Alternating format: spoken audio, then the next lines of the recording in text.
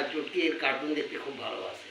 তাই এবারে এই ভীম আর চুটকির ছবি দিয়ে ওদের একটা টিএলএম আমি বানালাম।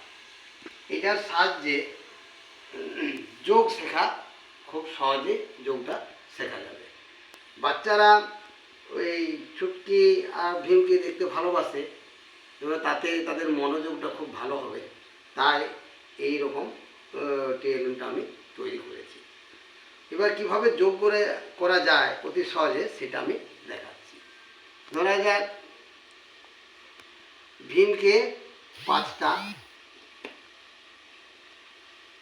আর চুটকিকে 2টা। আর এই 5টা 2টায় ওটা হয়, এই যে এদের জন্য লাড্ডু বানিয়েছি, এই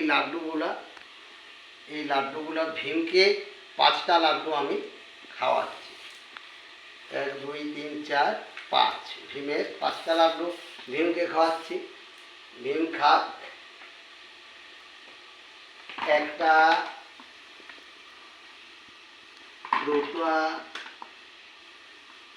3টা 4টা 5টা।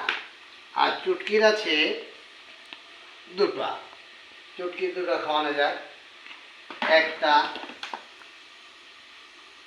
2টা। এবার এইখানে মোট লাড্ডুগুলোকে আমাকে গুনে দেখতে হবে কতগুলা হলো। 1 2 3 4 5 6 7।